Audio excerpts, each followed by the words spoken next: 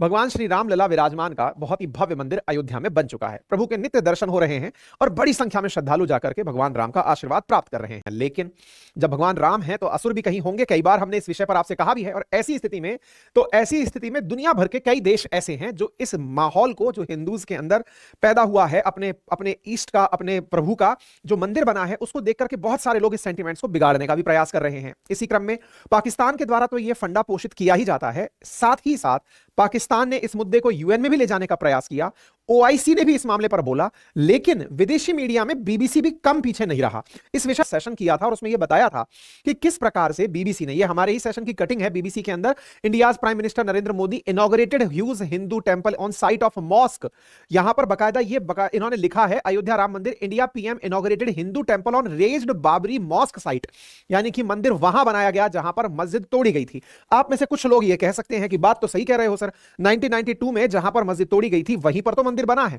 लेकिन यह बात कौन बताएगा, अगर आप मीडिया हाउसेस हैं, कि 500 साल से जहां मस्जिद थी उसे हटाया गया, लेकिन पहले वहां मंदिर था। और इस बात को केवल पत्रकार ही नहीं, बकायदा archaeological survey of India, supreme court of India, साथ ही साथ वो पक्षकार जो बाबरी मस्जिद का पक्ष रखने के लिए सुप्रीम कोर्ट में गया हुआ था, वो पक्षकार तीनों इस बात से सहमत हुए कि यहां पर बाबरी मस्जिद से पहले भी मंदिर ही हुआ करता था। यदि पत्रकारिता के नाम पर कुछ बताना है तो उस पक्ष को कौन रखेगा। यह विषय हमने अपने सेशंस में पहले ही उठाया था। कुछ इस प्रकार से बीबीसी ने ट्वीट करते हुए 500 साल की कहानी तो बताई। जब 500 साल की ही कहानी बता रहे हो तो 500 से एक साल पहले की भी कहानी बता दिए होते, 501 लिख दिए होते, 600 लिख दिए होते, तुमको अगर गणित में दिक्कत आ रही है 1000 लिख दिए होते कि यहां पर पहले मंदिर हुआ करता था। और सुप्रीम कोर्ट ऑफ इंडिया ने, क्योंकि आप लोकतंत्र की दुहाई देने वाले पश्चिमी देश हो, और अगर लोकतंत्र की दुहाई देना आसान है तो कहते हैं कि लोकतंत्र उसी देश का समृद्ध होता है जहां पर न्यायपालिका भी प्रॉपर अपने कार्य को कर रही होती है। तभी तो देश की आजादी के लगभग 75 साल बाद जाकर के देश के अंदर भगवान राम का मंदिर बन पाया। अदरवाइज न्यायपालिका अपना काम नहीं कर रही होती, या फिर वहां पर प्रॉपर सुनवाई, प्रॉपर सभी पक्षों को अगर नहीं सुना जा रहा होता, और अगर केवल सेंटिमेंट्स के आधार पर ही काम किया जा रहा होता, तो ना जाने कब का टेंपल बन गया होता। इस विषय को यहां पर ना केवल जो ब्रिटेन के अंदर भारतीय रह रहे हैं, भारतीय मूल के जो हिंदू रह रहे हैं, उन्होंने उठाया है, बल्कि एक सांसद ने भी ब्रिटिश संसद के अंदर, हाउस ऑफ कॉमन्स के अंदर उठाया है। ठीक है ना। तो बीबीसी, जो कि सरकारी मीडिया हाउस है, उसके द्वारा जब यह रिपोर्ट किया गया था, उसी समय भारत के जो एडवाइजर कंचन गुप्ता हैं, जो कि मीडिया एडवाइजर हैं, उन्होंने भी इस विषय पर बीबीसी को घेरा था। लेकिन फिलहाल जब दोबारा ब्रिटिश संसद में इस विषय पर चर्चा हुई है तो यह अंतरराष्ट्रीय सुर्खी बन चुका है।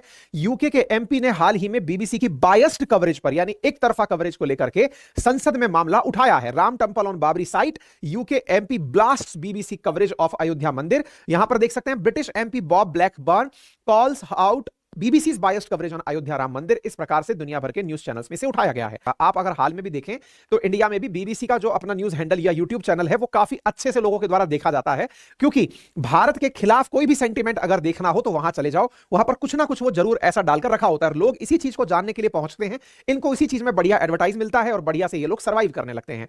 इनकी इस स्ट्रेटेजी को हाल ही में पकड़ा एक बॉब ब्लैकमैन नाम के सांसद ने। ब्रिटिश सांसद ने अपने संसद में कहा, यूके पार्लियामेंट में कहा, आपको मालूम होना चाहिए यूके पार्लियामेंट जिसे वेस्टमिंस्टर में स्थित बताया जाता है, कहते हैं उसमें दो सदन है। जैसे अपने लोकसभा और राज्यसभा होता है, ऐसे इनके यहां पर हाउस ऑफ लॉर्ड्स और हाउस ऑफ कॉमन्स होता है। हाउस ऑफ कॉमन्स यानी कि लोकसभा की तरह, और हाउस ऑफ लॉर्ड्स उच्च सदन की तरह यानी राज्यसभा की तरह होता है। यहां पर बॉब ब्लैकमैन ने हाल ही में संसद में अपनी बात उठाते हुए कहा कि राम मंदिर प्रतिष्ठा समारोह की बीबीसी कवरेज पक्षपात से भरी थी। उन्होंने इस मुद्दे पर संसद में बहस कराने की मांग की। एक सांसद हैं, इन्होंने बकायदा कहा कि बीबीसी की जो कवरेज थी राम मंदिर के विषय पर, वो एक तरफा थी और इस विषय पर अब संसद में बहस हो जानी चाहिए। बीबीसी ब्रिटेन का सार्वजनिक मीडिया संस्थान है। सांसद बॉब ब्लैकमैन ने कहा कि उत्तर प्रदेश के अयोध्या में राम मंदिर का अभिषेक किया गया। ब्लैकमैन ने संसद सत्र के दौरान कहा कि भगवान राम का जन्म स्थान होने के नाते यह दुनिया भर के हिंदुओं के लिए बड़ी खुशी की बात है।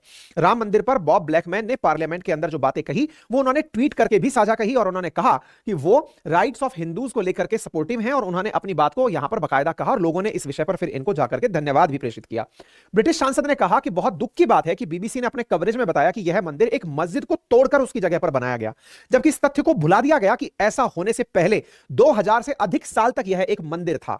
यहां पर यह हैरो नामक जगह के सांसद हैं ब्लैकमैन, उन्होंने कहा कि शहर के नजदीक एक मस्जिद बनाने के लिए मुस्लिमों को अलग से 5 एकड़ जमीन भी दी गई है।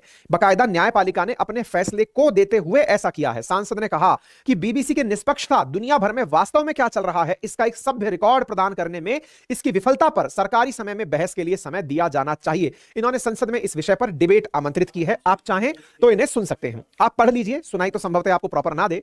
Last week in Ayodhya in Uttar Pradesh in India the Ram mandir was considered cause great joy of Hindus across the world being the birthplace of Lord Ram. Very sadly, the BBC in their coverage reported that it was the site of the destruction of a mosque, forgetting the fact it had been a temple for more than 2000 years before that, and that the Muslims had been allotted a 5-acre site on which they erected a mosque adjacent to the city town. Will my right honorable friend allow a debate in government time on the impartiality of and its failure to provide a decent record of what it actually going. यानी इन्होंने Bob Blackman ने पूरी तरह से अपनी बात रखते हुए यह बात कही और साफ कहा कि साहब आप लोग इस बात को क्यों नहीं बता रहे हो कि यह एक ऐसी जगह थी जहां 500 साल से मॉस्क थी, लेकिन उससे पहले 2000 साल तक यहां पर मंदिर हुआ करता था। इन्होंने यह भी कहा कि बीबीसी की इस घटना पर एक ऑनलाइन, इन्होंने तो नहीं कहा, मतलब फिर मीडिया कवरेज में जानकारी निकल के आना शुरू हुई और यह बात आई कि बीबीसी को इस घटना पर एक ऑनलाइन लेख में इतनी सारी शिकायतें मिली, उनसे एक प्रतिक्रिया प्रकाशित की गई। एक बकायदा एक हाउस है जिसके बारे में हम बताएंगे, इनसाइड यूके करके, उन्होंने बकायदा बीबीसी को एक शिकायत पत्र लिखा और अपनी तरफ से इनकी इस रिपोर्टिंग पर वो सारे तथ्य उजागर करके दिखाए कि आपने एक तरफा रिपोर्टिंग किस तरह से की है। पाठकों ने महसूस किया कि लेख हिंदुओं के खिलाफ पक्षपाती था, इसमें भड़काऊ भाषा का इस्तेमाल किया गया था। उन्होंने हमारे द्वारा शीर्षक में यह रिपोर्ट करने पर भी आपत्ति जताई कि मंदिर 16वीं सदी की मस्जिद की जगह बनाया गया था, जिसके बारे में हमने बताया कि 1992 में हिंदू भीड़ ने इसे तोड़ दिया था। हिंदुओं के खिलाफ पक्षपातपूर्ण कवरेज की मतलब शिकायत या आलोचना करते हुए इनसाइट यूके ने बीबीसी, ऑफकॉम और हाउस ऑफ लॉर्ड्स को एक पत्र लिखा है और उस पत्र में हिंदुओं के खिलाफ पक्षपातपूर्ण कवरेज की आलोचना की गई है और कहा गया है कि बीबीसी का यह लेख उल्लेख करने में विफल रहा कि एक मुस्लिम पुरातत्वविद ने मस्जिद के नीचे राम मंदिर की खोज की थी और उसे भी छोड़ दिया जाए तो सुप्रीम कोर्ट द्वारा हिंदुओं को जमीन देने का सर्वसम्मति से फैसला लिया गया था और उस फैसले में जो 5 जजेस की बेंच थी उसमें भी एक मुस्लिम जज था।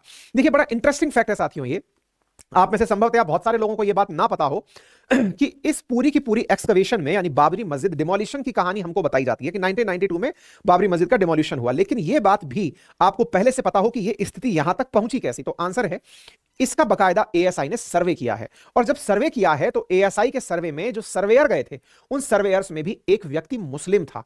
मोहम्मद के नाम से एक व्यक्ति हुआ करता था जो सर्वेयर था एएसआई का, आर्कियोलॉजिकल सर्वे ऑफ इंडिया का। जब इस जगह की खुदाई की गई नीचे से तो इसे खुद को वहां पर राम मंदिर के अवशेष मिले, यानी मंदिर की जो पहचान की चीजें हैं या फिर वहां पर जो लिखी हुई ट्रांसक्रिप्ट हैं वो स्क्रिप्चर्स हैं वो इसको यहां पर मिले, यानी दीवारों पर लिखे हुए जो शिलालेख होते हैं वो इसको यहां पर मिले हैं। ठीक है ना। के मोहम्मद ये रीजनल डायरेक्टर रहे हैं आर्कियोलॉजिकल सर्वे ऑफ इंडिया के। ये उस समय आर्कियोलॉजिकल सर्वे की टीम में शामिल थे जिस समय इस जगह पर 1976 से 77 के बीच में एक्सकवेशन यानी कि खुदाई की गई थी और इन्होंने बकायदा यहां पर अपनी तरफ से आर्कियोलॉजिकल प्रूफ देते हुए कहा और यह साफ कहा था कि इस बाबरी मॉस्क के नीचे मंदिर है और इन्होंने ही टाइम्स ऑफ इंडिया से भी अपनी तरफ से कहा कि इसे मुसलमानों को, हिंदुओं को वॉलेंटरीली यानी अपनी तरफ से ही भेंट कर देना चाहिए।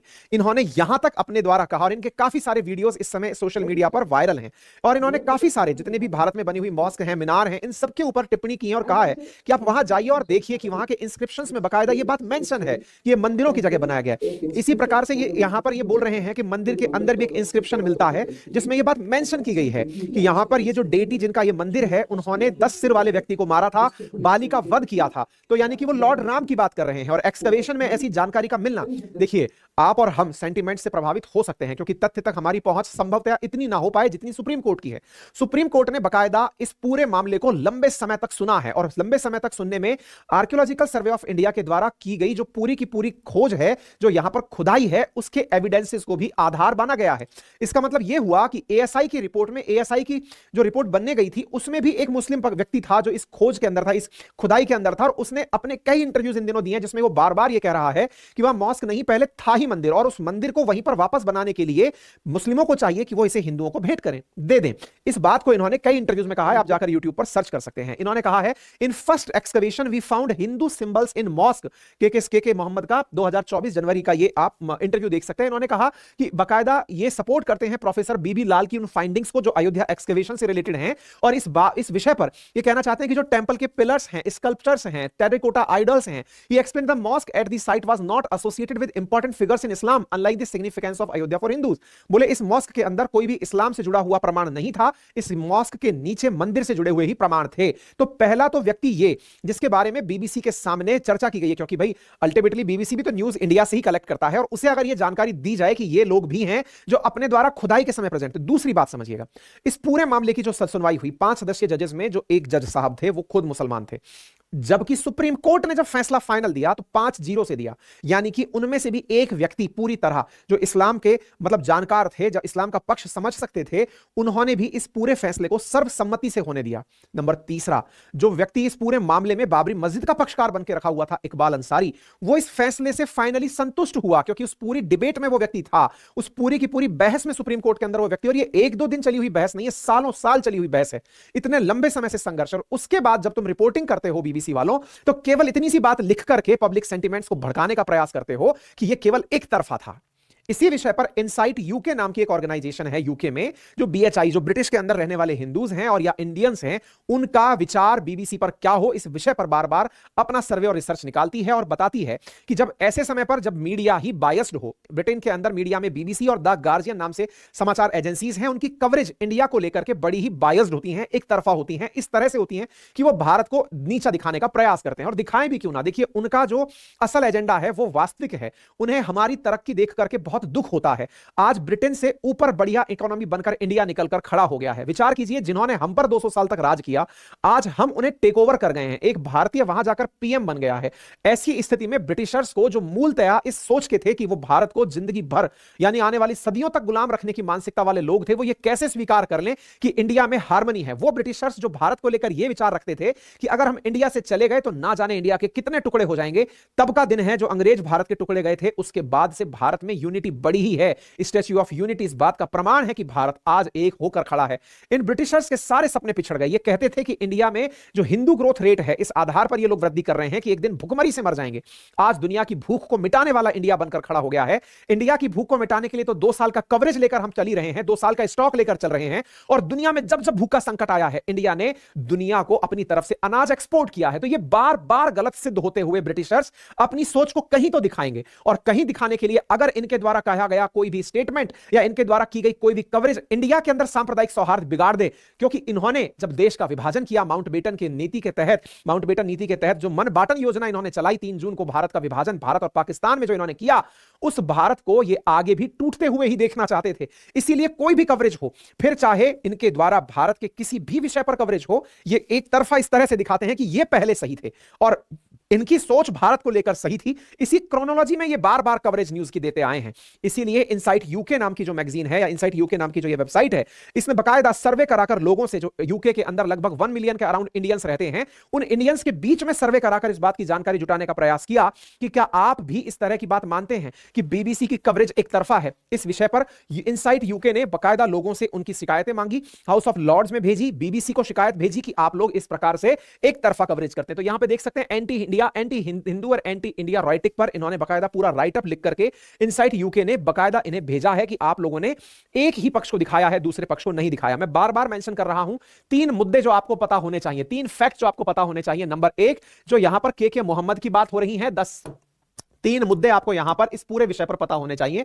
नंबर 1 यह है कि first was the Muslim archaeologist who discovered the Ram temple under the mosque, number 1। Number 2, Muslim who was part of unanimous decision made by the Supreme Court, number 2। And the third being the local Muslim group who were involved in the case had said these were accept the decision. ये 3 वो पक्ष में हैं, वो फैसले जो ये दर्शाते हैं इस मुद्दे पर सभी को सुना गया और सबकी बातें इस सर्वसम्मति में हैं। आप देख सकते हैं 5 जजेस बेंच। इस 5 जजेस बेंच के अंदर जो जज साहब यहां पर थे, एस अब्दुल नजीर, जो इस पूरे केस का फैसला दिए थे, उनमें एक जज मुस्लिम था। ये है वो इकबाल अंसारी जो पक्षकार थे, जो इस फैसले से संतुष्ट हुए, और ये है वो व्यक्ति जिन्होंने बाबरी मस्जिद के नीचे मंदिर को खोजा था। ये 3 वो समर्थन में दिए गए पक्ष हैं जो इनसाइट यूके ने बीबीसी को अपनी तरफ से भेजे हैं, ठीक है ना। यही कारण है कि इस पूरे की पूरे अयोध्या मंदिर इनॉग्रेशन में इकबाल अंसारी को अयोध्या मंदिर का इन्विटेशन भी भेजा गया, राम मंदिर प्राण प्रतिष्ठा कार्यक्रम का, ठीक है। तो ऐसी स्थिति में बकायदा इनसाइट यूके ने इनकी बहुत सारी बातें निकाली, और यहां तक कि इनसाइट यूके ने इनका सर्वे तक भी किया, और सर्वे में इन्होंने बताया, क्या बताया?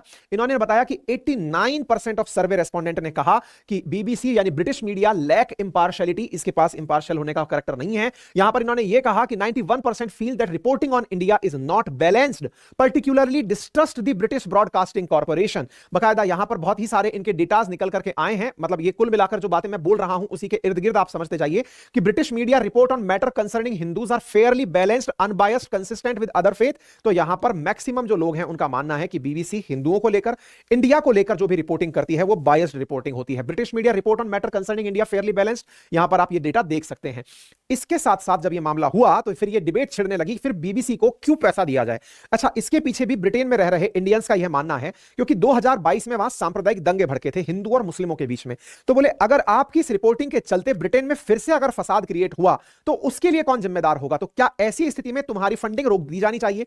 यानी कि जो यहां पर लगभग 159 यूरो के आसपास ये इनको जो फंडिंग दी जाती है, तो बोले क्या आपकी ये फंडिंग रोक दी जानी चाहिए? इसे लेकर के भी अब डिबेट होने लगी है। कहने का मतलब कुल मिलाकर यह है कि बीबीसी की फंडिंग से ये जिस तरह का काम कर रहे हैं उससे कोई भी एज का व्यक्ति, किसी भी एज ग्रुप का व्यक्ति खुश नहीं है, और ये मानते हैं कि ये लोग अपनी आप को सर्वाइवल के लिए, अपनी जो सोच है उसी को पुट्रे करने के लिए मामलों को बढ़ाते रहते हैं। आप यहां पर देख सकते हैं poor and biased reporting on British Indian Hindu issues. यहां पर 81% लोगों का मानना है कि इस वजह से इनकी लाइसेंस फीस रद्द कर दी जानी चाहिए, इनको पैसे ही नहीं दिए जाने चाहिए। यही कारण है कि UK government to cut funding for BBC mail on Sunday report, ये आप खबर देख सकते हैं 2022 की है। यूके गवर्नमेंट ने इनकी फंडिंग को कट करने तक का भी प्लान किया था, और यह प्लान किया था कि बीबीसी की लाइसेंस फीस को 2027 तक खत्म कर दिया जाएगा in the lack of funding. तो यह माना जा सकता है कि बीबीसी अपनी जिस सोच को, क्योंकि इनकी सोच उस उपनिवेश काल की सोच है, क्योंकि देश की आजादी से पहले बीबीसी है, 1947 में हम आजाद हुए, 1922 के अराउंड ये बनकर बैठ गए। तो इन्होंने तो हमेशा वो खबरें चलाई हैं जिसमें भारत को एक पिछड़ा हुआ राष्ट्र, भारत को गुलाम राष्ट्र और भारत की सोच को सही कैसे ठहरा दिया जाए, जिस चीज को ये बोलते हुए आए कि भारत एक फेलियर नेशन हो जाएगा, हिंदू ग्रोथ रेट जो है वो दुनिया में भुखमरी का कारण बन जाएगी। ये सब चीजों में अपने आप को जब फेलियर पाते गए तो आज ये फिर से डिवाइड एंड रूल को ही आगे बढ़ाने का प्रयास करते हैं। लेकिन आप और हमारे इस प्रकार के जो प्रयास हैं जिसके माध्यम से एक तरफा रिपोर्टिंग को हम सब रिप्लाई करते हैं, संभवतया ये इन लोगों को सही तरह का जवाब मिलेगा। ठीक है ना? कंक्लूजन अगर निकाला जाए तो यूके, इनसाइट यूके का भी यही कंक्लूजन है कि इस तरह की रिपोर्टिंग्स को सोशल मीडिया के थ्रू जवाब दिया जा सकता है, जैसे आप और हम इस समय चर्चा के माध्यम से इन चीजों का डिस्कशन कर रहे हैं। इसी प्रकार से इनकी एक पुरानी रिपोर्टिंग मैं आपको दिखाता हूं, बहुत सारी रिपोर्टिंग है इनकी इंडिया के खिलाफ। आर्टिकल 370 पर इन्होंने क्या लिखा, देखिए इन्होंने लिखा India strips disputed Kashmir of special status, यानी कि ये कश्मीर के मामले पर भी हमेशा जो लाइन लिखता है वो डिस्प्यूटेड ही लिखता है। इंटरेस्टिंग फैक्ट सोचिए कि चाइना ने बीबीसी की रिपोर्टिंग को खुद के देश में बैन किया हुआ है। इंडिया एक लोकतांत्रिक देश होने के नाम पर, अंतरराष्ट्रीय मीडिया के नाम पर बीबीसी को बैन नहीं करता, और बाकायदा ये इंडिया में बढ़िया कवरेज पाते हैं और बढ़िया फुटेज पाते हैं। हम लोकतंत्र की दुहाई में अपने यहां पर पत्रकारिता के लिए इन लोगों को न्यूज सर्कुलेशन होने देते हैं, तो ये न्यूज सर्कुलेशन में इंडिया में रहकर ही इंडिया के लिए कहते हैं कि ये डिस्प्यूटेड कश्मीर है। भाई ये कैसी आजादी है आपकी कि बोलने की आजादी के नाम पर आप कुछ भी स्वीकार कर लेंगे? कई लोग पत्रकारिता के नाम पर, जो खुली पत्रकारिता है उसकी अभिव्यक्ति की आजादी के नाम पर उसका समर्थन करते हैं, लेकिन क्या कोई आपके ही देश के क्षेत्र को विवादित बताए और विवादित बता करके आप उस खबर को पढ़ जाएं और पचा जाएं कि नहीं ये विदेशी हैं तो सही बोल रहे हैं, तो समझिएगा कि आप अभी भी गुलामी की मानसिकता के शिकार हैं। आपको याद होगा इन्होंने एक मोदी के ऊपर भी एक डॉक्यूमेंट्री बनाई थी, जिसके बाद हमने आज से 1 साल पहले विंस्टन चर्चिल के ऊपर रिप्लाई वीडियो क्रिएट किया था। अगर मौका मिले तो देखिएगा, बहुत सारे लोगों ने इसे पसंद किया था, क्योंकि बीबीसी की जो पीएम मोदी पर रिपोर्ट थी उसी की एवज में हमने विंस्टन चर्चिल पर एक रिपोर्ट बनाई थी। हमारा उद्देश्य हमारे देश के ऊपर इन लोगों को टिप्पणी करने से रोकना है। ये लोग अपने यहां की खबरें दिखाएं, लोगों को जजमेंट ना दें, अपना व्यू पॉइंट ना दें, क्योंकि हम लोग 200 साल तक अंग्रेजों की और लगभग कई हजारों साल तक विदेशियों की गुलामी की मानसिकता में जीते आए हैं। हम लोगों को आजकल इस बात का बहुत फर्क पड़ता है कि लोग हमारे बारे में क्या सोचते हैं, और पढ़े भी क्यों ना, क्योंकि हमारा अपने अंदर का जो आत्मसम्मान है ये तो अब धीरे धीरे जागना शुरू हुआ है। अब हम वापस से सही मायने में पुनर्जागरण की स्थिति में जा रहे हैं। लेकिन हमारी दुनिया के सबसे बड़े रोग में यह रोग है कि दुनिया के लोग क्या कहेंगे। कहते हैं ना, दुनिया का सबसे बड़ा रोग क्या कहेंगे लोग। हम इंडियंस हैं वो इस बात से बहुत प्रभावित हैं, क्योंकि हमारी सोच पर आप लोगों ने पूरी तरह से अपना चक्कू चलाया है। आपने हमारे स्क्रिप्चर्स पे, आपने हमारे पढ़ने की जो कंटेंट है, हमारी जो विश्वविद्यालयों में रखा हुआ मटेरियल है, हमारा जो साहित्य है, उसको आपने विधिवत रूप से नष्ट किया है। ऐसी स्थिति में अब आप हमारे बारे में क्या सोचते हैं, निश्चित ही ये हमारी थॉट प्रोसेस पर प्रश्न चिन्ह लगाता है। ऐसी स्थिति में आपसे गुजारिश है बीबीसी कि आप अपनी रिपोर्टिंग करें, बहुत अच्छे से करें, लेकिन अपनी सोच हम पर ना थोपें। आपको जो दिख रहा है केवल उतना बताएं। इंडिया में कश्मीर भारत का है, भारत का अभिन्न अंग है। ऐसी स्थिति में अगर आप इसे डिस्प्यूटेड कोट करके लिखते हैं तो आपको भी लोग डिस्प्यूटेड ही मानेंगे। ऐसी स्थिति में बेहतर है कि अपने अस्तित्व के बचाव के लिए इस प्रकार की रिपोर्टिंग से आप बचते रहें। फिलहाल के लिए इतना ही। बाकी आप इस विषय पर क्या सोचते हैं जरूर कमेंट बॉक्स में बताइएगा। साथियों, इसके साथ साथ ही कनाडा के अंदर भी कुछ ऐसा ही हुआ। कनाडा में भी इस मसले के तुरंत बाद न्यू टेंपल ओल्ड वाउंड्स यानी पुराने घावों पर नया मंदिर करके हेडिंग सीबीसी कनाडा की जो न्यूज है उसने कवर की थी और उसने बकायदा भारत का विवादित मैप दिखाते हुए मोदी क्राउनिंग ग्लोरी करके न्यूज को टाइप किया था। लेकिन उसके बाद कनाडा में एक भारतीय मूल के सांसद ने कनाडाई संसद के अंदर इस विषय को उठाते हुए कि यह तो नहीं कहा कि न्यूज़पेपर में कुछ लिखा गया, बकायदा उन्होंने इस बात को एक्सेप्ट किया कि हिंदुओं की ग्लोरी का दिन है, वो इस बात के विटनेस बने हैं। चंद्र आर्य का ये वीडियो सुन सकते हैं।